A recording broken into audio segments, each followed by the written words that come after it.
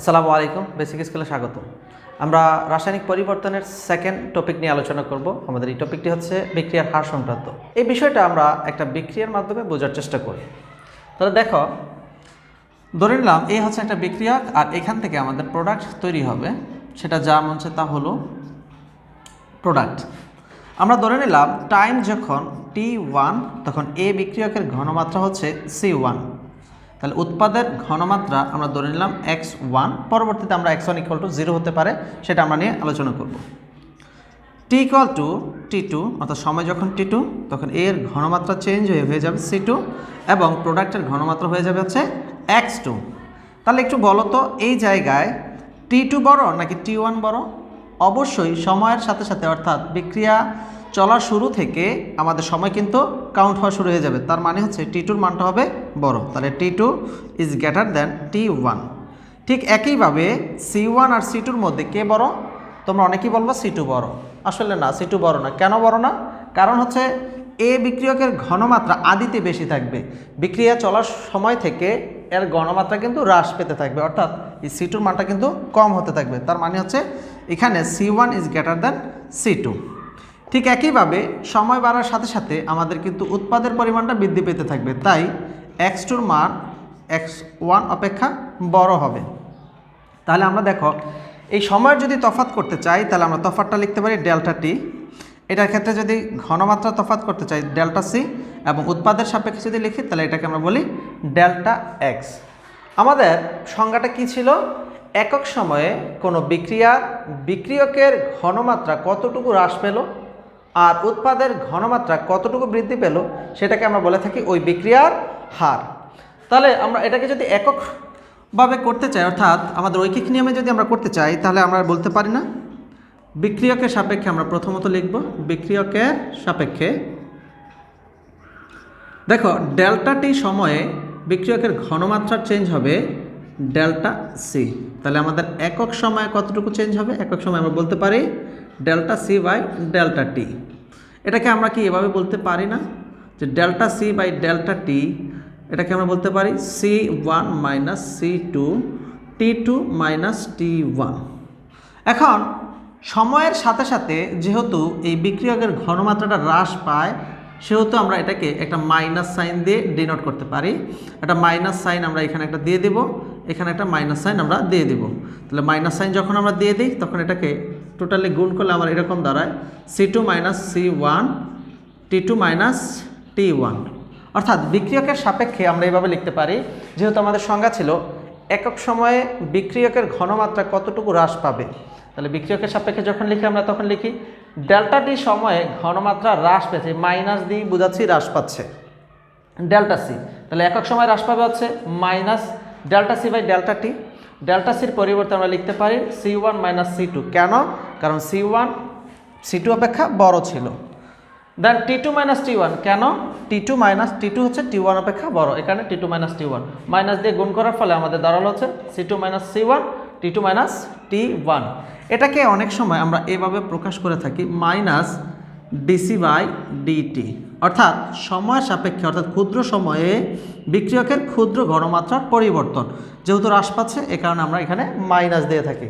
তাই বিক্রিয়কের সাপেক্ষে আমরা এভাবে লিখব। আর উৎপাদের সাপেক্ষে যদি আমরা লিখি তাহলে এটাকে আমরা এভাবে লিখতে পারি উৎপাদের সাপেক্ষে। এখানে ডেল্টা সির জায়গায় জাস্ট ডেল্টা এক্স আমরা দিয়ে দেব, এখানে প্লাসের মাইনাসের জায়গায় আমরা প্লাস দিয়ে দেব প্লাস, এখানে ডেল্টা এক্স এই জায়গাটাকে আমরা চেঞ্জ করে দেই, অর্থাৎ x2 minus x1 because x2 is greater than x1। এখানে C2 C1 এর জায়গায় জাস্ট আমরা বসাই দেব x2 মাইনাস x1। তাহলে এই টোটাল পার্টটাকে আমরা এভাবেও লিখতে পারি প্লাস dx বাই dt। অর্থাৎ উৎপাদের সাপেক্ষে যখন আমরা লিখব তখন আমরা এটাকে বিক্রিয়ার হারকে এভাবে লিখতে পারি। দেখো, বিক্রিয়ার হারের যদি আমরা একক বের করতে চাই তাহলে আমাদের বিক্রিয়ার হারের এককটা কি হবে একটু খেয়াল করো। একক আলটিমেটলি তুমি দেখতে পাচ্ছ dx বাই dt হচ্ছে আমাদের উৎপাদের সাপেক্ষে এবং dc বাই dt হচ্ছে আমাদের বিক্রিয়কের সাপেক্ষে। এখানে মাইনাস সাইন, মাইনাস সাইনে তো আসলে মাইনাসে তো কোনো একক নেই, তাহলে আমরা দেখো ডিসি আর ডিএক্স এটা আসলে কি বিক্রিয়ক অথবা উৎপাদের ঘনমাত্রা মিন করতেছে। তোমরা জানো ঘনমাত্রার একক হচ্ছে মোল পার লিটার, তাহলে আমরা বসালাম মোল পার লিটার। আর সময় যেহেতু নিচে, তাহলে সময়ের একক হচ্ছে সেকেন্ড, অর্থাৎ টোটালটাকে আমরা একত্রে লিখতে পারি মোল পার লিটার পার সেকেন্ড। তাহলে আমরা কি বলতে পারি না যে কোনো একটা বিক্রিয়ার হার যখন আমরা বের করব তখন ওই বিক্রিয়াটার হার হচ্ছে বা হারের একক হচ্ছে মোল পার লিটার পার সেকেন্ড। এভাবে আমরা যে কোনো বিক্রিয়ার হারের একক আমরা বের করতে পারবো। বিক্রিয়ার হার বোঝার জন্য আমরা কয়েকটি লেখচিত্র অঙ্কন করি। দেখো আমরা লেখচিত্র কীভাবে আঁকতে পারি। সময়ের সাথে সাথে কিন্তু আমাদের বিক্রিয়কের পরিমাণ কমতে থাকে বা হ্রাস পেতে থাকে, আর উৎপাদের পরিমাণ কি হতে থাকে, বাড়তে থাকে। তাহলে আমাদের যখন কোনো গ্রাফ অঙ্কন করব, তাহলে আমরা দুইটা আলাদাভাবে গ্রাফ অঙ্কন করি। আমরা বিক্রিয়কের সাপেক্ষে একটা আঁকবো, বিক্রিয়কের সাপেক্ষে। দেখো আমরা এই পাশে দিলাম হচ্ছে সময়, দিস এক্স অক্ষ, আর এই পাশে দিব হচ্ছে বিক্রিয়কের ঘনমাত্রা, বিক্রিয়কের ঘনমাত্রা। সময়ের এককটা তোমরা সেকেন্ডে রাখতে পারো, ঘনমাত্রার এককটা মোল পার লিটার দিয়ে দিতে পারো। এখন প্রথম অবস্থায় বিক্রিয়কের পরিমাণ অনেক বেশি থাকবে, সময় বাড়ার সাথে সাথে বিক্রিয়কের পরিমাণটা হ্রাস পেতে থাকবে। তাহলে খেয়াল করে দেখো তো সময়ের সাথে বিক্রিয়কের ঘনমাত্রার এই সম্পর্কটা হচ্ছে কি ব্যস্তানুপাতিক, আর ব্যস্তানুপাতিক গ্রাফগুলা উপর থেকে নিচে নামে। তাহলে একটু খেয়াল করে দেখো, এটা যদি আমাদের মূলবিন্দু হয়ে থাকে তাহলে এইখান থেকে এই পয়েন্ট আমরা ধরে নিলাম দিস T1, এই সময়টা হচ্ছে আমাদের T2। তাহলে এইখান থেকে এই ঘনমাত্রাটা কি ছিল C1, আর এই ঘনমাত্রাটা আমাদের কি হবে C2। এই গ্রাফের যদি আমি ঢাল অঙ্কন করতে চাই তাহলে এটা আমাদের এখানে একটা রেখা আমি আঁকবো বা রেখা কল্পনা করব। এই রেখাটা ঢাল কি হবে, আমরা ঢাল যদি বের করতে চাই তাহলে হবে minus delta C by delta T, অথবা C2 minus C1 D T2 minus T1, অথবা এটাকে আমরা লিখতে পারি ডিসি বাই ডিটি। অবভিয়াসলি এখানে একটা মাইনাস সাইন দেওয়া লাগবে। এখন তোমরা বলতে পারো এখানে কেন আমরা মাইনাস দিলাম না, কারণ তোমাদের বড় ছিল কে C1 মাইনাস C2 ছিল, মাইনাস দিয়ে যদি আমরা দিয়ে দিই আলটিমেটলি গুণ করে দিলে আমাদের C2 মাইনাস C1ই কিন্তু হয়ে যাবে। তাহলে আমাদের বিক্রিয়কের রেসপেক্টে যদি আমরা গ্রাফটা অঙ্কন করি তাহলে আমাদের গ্রাফটা হবে হচ্ছে এরকম। তাহলে আমাদের উৎপাদের রেসপেক্টে যদি আমরা লিখি তাহলে আমাদের গ্রাফটা কীরকম হবে, উৎপাদের সাপেক্ষে লিখলে আমরা এভাবে লিখতে পারি। ধরো সময়ের সাপেক্ষে বা সময়ের সাথে সাথে আমাদের উৎপাদের ঘনমাত্রা কিন্তু বাড়তে থাকবে। আমরা এদিকে দিব কার ঘনমাত্রা, উৎপাদের ঘনমাত্রা, উৎপাদের ঘনমাত্রা সময়ের সাথে সাথে যেহেতু বাড়তে থাকবে সেহেতু গ্রাফটা হবে ঊর্ধ্বমুখী, অর্থাৎ সমানুপাতিক গ্রাফ। এখন এই গ্রাফটা দেখো, এখানে আমরা ধরে নিলাম T1, এটা হচ্ছে আমাদের ধরো T2, তাহলে এইখান থেকে আমরা এটা X2, এটা আমাদের প্রথমটা হবে X1, আর এটা হচ্ছে আমাদের X2। তাহলে খেয়াল করে দেখো এই গ্রাফে যদি আমি ঢাল অঙ্কন করতে চাই তাহলে এইখান থেকে একটা রেখা অঙ্কন করে দাও। এই রেখাটার ধরো এই পয়েন্ট, এই পয়েন্ট, এটা ঢাল আমরা বের করে ফেলি। এইভাবে তুমি এই পয়েন্ট বা এই পয়েন্ট নিয়েও কাজ করতে পারো, অথবা এদিক দিয়ে এই পয়েন্ট আর এই পয়েন্ট নিয়েও কিন্তু কাজ করতে পারো। এই রেখাটা ঢাল হবে, তোমরা জানো ঢাল হচ্ছে y এর মান বাই x এর মান। তাহলে y অক্ষের দিকে মান হচ্ছে কি x2 আর x1, অর্থাৎ এই ডিফারেন্সটা কত x2 x1, বিকজ x2 হচ্ছে বড় আর x1 হচ্ছে ছোট। তাহলে আমরা দিলাম x2 মাইনাস x1, আর নিচে দিবে হচ্ছে কি T2 মাইনাস T1, কারণ তফাৎটা আমরা বুঝাবো, অর্থাৎ পার্থক্য কত, সময় পার্থক্যটা কত। এই হচ্ছে আমাদের উৎপাদের সাপেক্ষে এই গ্রাফটার ঢাল। তাহলে এটাকে আমরা আরও অন্যভাবেও লেখা যায়, সেটা হচ্ছে কি তোমরা জানো এটাকে লেখা যায় dx বাই dt, অথবা কিছুক্ষণ আগে আমরা দেখলাম এটাকে আমরা লিখতে পারি delta x by delta t। তাহলে এই দুইটাকে আমরা দুইটা আলাদা গ্রাফের মাধ্যমে উপস্থাপন করলাম। তাহলে এটা হচ্ছে আমাদের বিক্রিয়কের রেসপেক্টে গ্রাফ, আর এটা হচ্ছে আমাদের উৎপাদের রেসপেক্টে গ্রাফ। কিন্তু দুইটাকে যদি আমরা একটা গ্রাফে স্থান দেই তাহলে গ্রাফটা দেখতে কীরকম হবে একটু দেখো। অর্থাৎ এই দুইটাকে আমরা একটা গ্রাফের মাধ্যমে উপস্থাপন করতে চাই।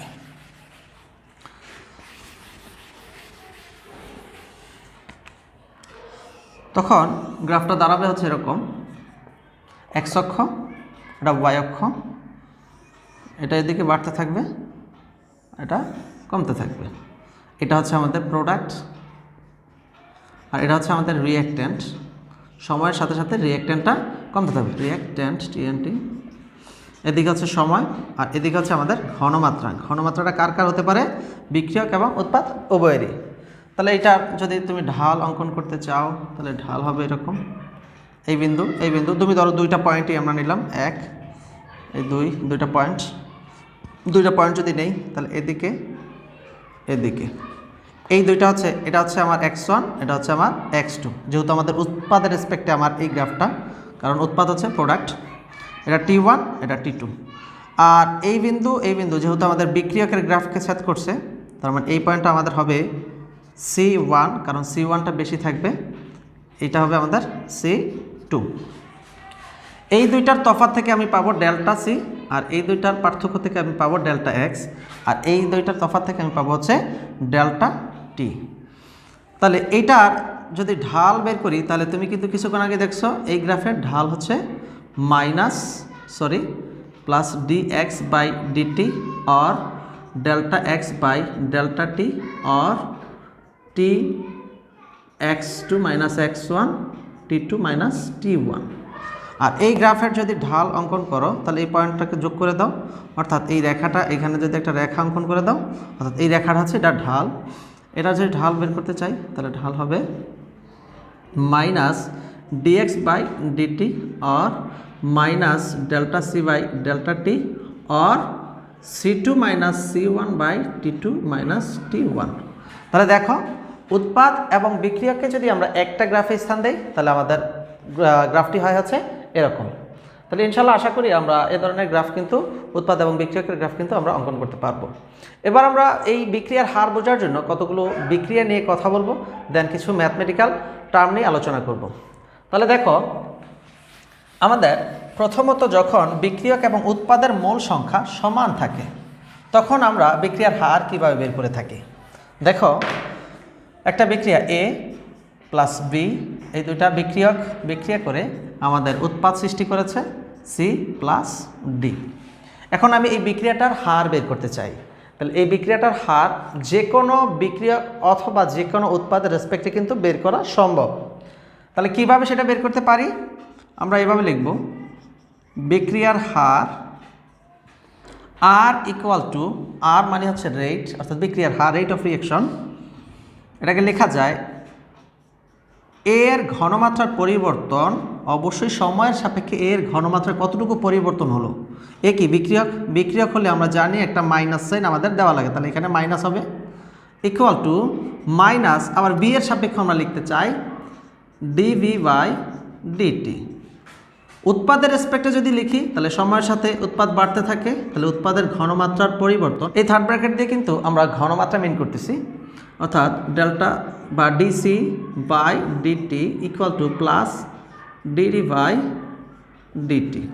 তাহলে দেখো আমরা যখন বিক্রিয়কের মোল সংখ্যা সমান থাকবে, অর্থাৎ দেখো এর বিক্রিয়কের মোল সংখ্যা 1 or 1 or 1 1, চারোটারই কিন্তু 1, যার কারণে বিক্রিয়কের যেহেতু মোল সংখ্যা সমান বা উৎপাদের মোল সংখ্যা সমান, সেহেতু আমরা বিক্রিয়ার হার এইভাবে বের করবো R equal to DA by dt minus DV by dt. কেন মাইনাস এন? কারণ হচ্ছে সময়ের সাথে বিক্রিয়কের ঘনমাত্রা হ্রাস পেতে থাকে, এগুলো প্লাস কেন? সময়ের সাথে উৎপাদের ঘনমাত্রাটা বৃদ্ধি পেতে থাকে।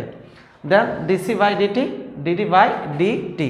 একটা বিষয় খেয়াল করো, আমাদের যে কোনো বিক্রিয়া দেওয়া থাকুক না কেন, ওই বিক্রিয়ার জন্য আমরা যদি উৎপাদ অথবা বিক্রিয়কের রেসপেক্টে আমরা বের করতে চাই তাহলে অবশ্যই মনে রাখতে হবে প্রত্যেকটি বিক্রিয়ক অথবা প্রত্যেকটি উৎপাদের রেসপেক্টে বিক্রিয়ার হার সেম আসতে হবে। তাহলে এই বিক্রিয়ার ক্ষেত্রে বিক্রিয়ার হার আমরা বের করতে পারি, কিন্তু যখন মোল সংখ্যা আমাদের চেঞ্জ থাকবে তখন আমরা বিক্রিয়ার হারটা কীভাবে বের করব। দেখো এই বিক্রিয়াটাকে যদি আমরা এভাবে লিখি, ধরে নিলাম এ বিক্রিয়ক আছে এ মোল, বি বিক্রিয়ক আছে বি মোল, সি বিক্রিয়ক আছে সি মোল এবং ডি বিক্রিয়ক আছে ডি মোল। তাহলে এই বিক্রিয়ার ক্ষেত্রে আমাদের বিক্রিয়ার হারটা আমরা কিভাবে লিখতে পারি?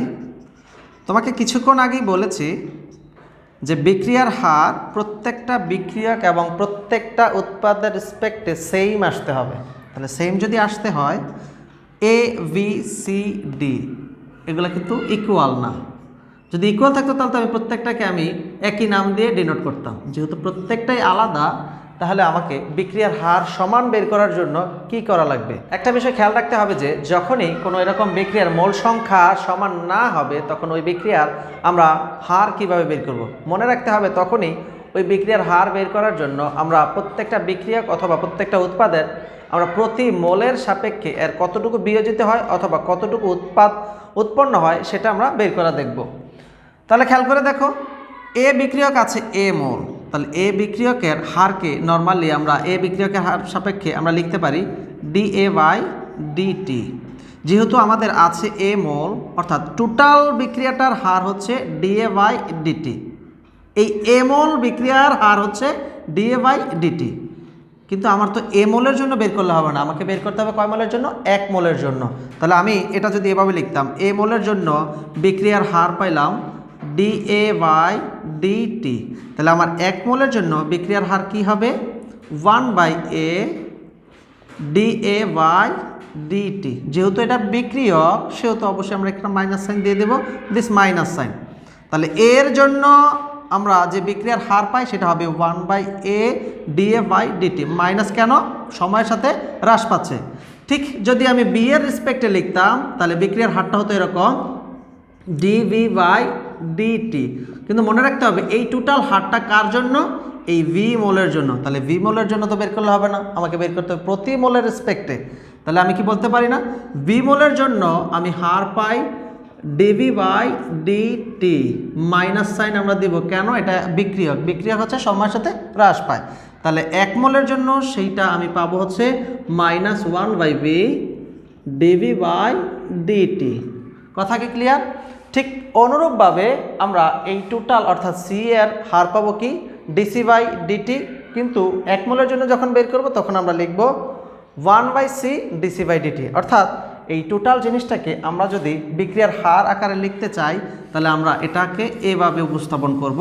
দেখো, এখানে লিখে দেব -1/a dA/dt equal to -1/v dV/dt plus 1/c dC/dt এবং প্লাস 1/d dD/dt।